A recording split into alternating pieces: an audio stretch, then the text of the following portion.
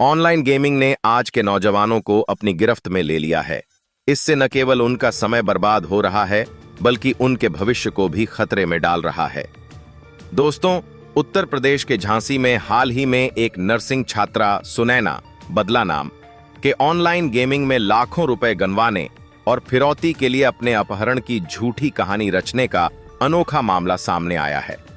जांच करने के बाद पुलिस खुद हैरान रह गई। यह मामला आज देश भर में सुर्खियां बटोर रहा है कि किस तरह आज का नौजवान तबका गिरावट की ओर जा रहा है। इस मामले से यह साफ होता है कि ऑनलाइन गेमिंग की लत कितनी खतरनाक हो सकती है। यह न केवल पैसे के नुकसान की वजह बनती है, बल्कि लोगों को अपराध की ओर भी धकेल सकती है। ऑनलाइन गेमिंग ने आज के नौजवानों को अपनी गिरफ्त में ले लिया है। इससे न केवल उनका समय बर्बाद हो रहा है, बल्कि उनके भविष्य को भी खतरे में डाल रहा है। दोस्तों, उत्तर प्रदेश के झांसी में हाल ही में एक नर्सिंग छात्रा सुनैना बदला नाम के ऑनलाइन गेमिंग में लाखों रुपए गंवाने और फिरौती के लिए अपने अपहरण की झूठी कहानी रचने का अनोखा मामला सामने आया है। जांच करने के बाद पुलिस खुद हैरान रह गई। यह मामला आज देश भर में सुर्खियां बटोर रहा है कि किस तरह आज का नौजवान तबका गिरावट की ओर जा रहा है। इस मामले से यह साफ होता है कि ऑनलाइन गेमिंग की लत कितनी खतरनाक हो सकती है। यह न केवल पैसे के नुकसान की वजह बनती है, बल्कि लोगों को अपराध की ओर भी धकेल सकती है, जैसा कि झांसी के मामले में देखा गया। जब सुनैना इसमें बर्बाद हो गई, तो उसने अपहरण की झूठी कहानी बनाकर के फिरौती लेने की कोशिश की। क्या है इसका हल दोस्तों?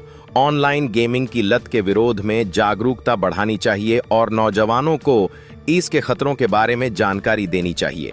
सरकार को ऑनलाइन गेमिंग पर प्रतिबंध लगाना चाहिए या इसके लिए उम्र सीमा तय करनी चाहिए। परिवार को ऑनलाइन गेमिंग की लत से पीड़ित की मदद करनी चाहिए और उन्हें सही दिशा में ले जाना चाहिए।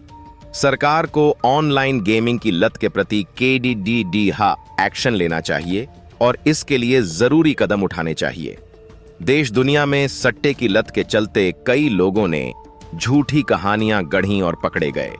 यहां कुछ उदाहरण हैं। मुंबई, महाराष्ट्र में एक आदमी ने सट्टे में लाखों रुपए गंवाए। उसने अपने परिवार को झूठी कहानी सुनाई कि उसका अपहरण हो गया है और फिरौती के लिए 50 लाख रुपए मांगे। पुलिस ने उसकी झूठी कहानी का पर्दाफाश किया और उसे गिरफ्तार किया।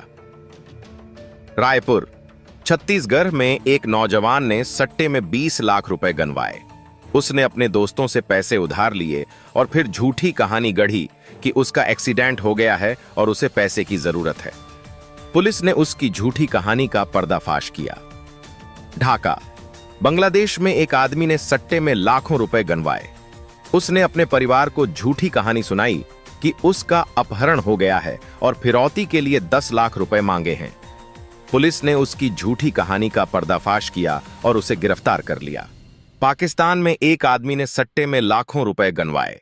उसने अपने दोस्तों से पैसे उधार लिए और फिर झूठी कहानी गढ़ी कि उसके घर में आग लग गई है और उसे पैसे की जरूरत है। पुलिस ने उसकी झूठी कहानी का पर्दाफाश किया।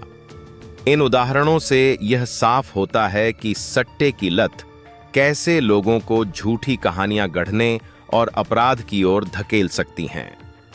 सुनैना की कहानी उत्तर प्रदेश के झांसी में एक लद्ददहकी का मामला आज देश भर में चर्चा का विषय है। वह पहले लाखों रुपए का नुकसान कर बैठी और फिर झूठी अपहरण की कहानी गढ़ने लगी। दरअसल सोशल मीडिया पर सामने आए वीडियो में लड़की को एक अंधेरे कमरे में हाथ पैर बंधे हुए दिखाया गया है। वीडियो देख घबराए परिवार ने तुरंत पुलिस को सूचना दी। पुलिस के मुताबिक छात्रा ने ऑनलाइन गेमिंग में तकरीबन 2.5 लाख रुपए गंवा दिए। फिर इसकी भरपाई के लिए उसने अपने अपहरण की झूठी कहानी रची और अपने पिता को व्हाट्सएप पर कॉल करवाकर फिरौती की मांग करवाई। इस मामले में 6 लाख रुपए की फिरौती मांगी जा रही थी। जांच के दौरान पुलिस को छात्रा के पहले दिल्ली में और फिर नोएडा में मौजूद होने की जानकारी मिली। विशेष अभियान समूह और पुलिस की टीम बुधवार 21 नवंबर 2024 को नोएडा पहुंची तो मामले की परत दर परत सामने आई। झांसी की एसएसपी सुधा सिंह के मुताबिक टोडी फतेहपुर के रहने वाले बबलू रैकवार ने प्राथमिकी दर्ज करवाई कि नर्सिंग की पढ़ाई कर रही उनकी 19 साल की बेटी सुनैना का अपहरण हो गया है और उसे छोड़ने के एवज में 6 लाख रुपए फिरौती मांगी गई है। सुनैना ने पुलिस को बताया कि उसने ऑनलाइन गेमिंग में तकरीबन 2.5 लाख रुपए गंवा दिए थे। इसमें उसके कुछ दोस्तों का भी पैसा लगा था। इसकी भरपाई के लिए उसने अपने अपहरण की झूठी कहानी रची और अपने पिता को व्हाट्सएप के द्वारा फिरौती की मांग करवाई। आरोपी छात्रा और साजिश में शामिल उसके 4 दोस्त हृदयेश, प्रियांशु, शिवम और नंदकिशोर को गिरफ्तार कर लिया गया है। पूछताछ के बाद एक मोबाइल फोन बरामद किया गया जिससे फिरौती के लिए फोन किया गया था। नौजवानों को इस घटना से सबक लेना चाहिए कि झूठ झूठ होता है और आखिरकार पुलिस और कानून से कोई बच नहीं सकता। इसलिए कभी भी झूठी कहानी नहीं बनानी चाहिए कप्तान।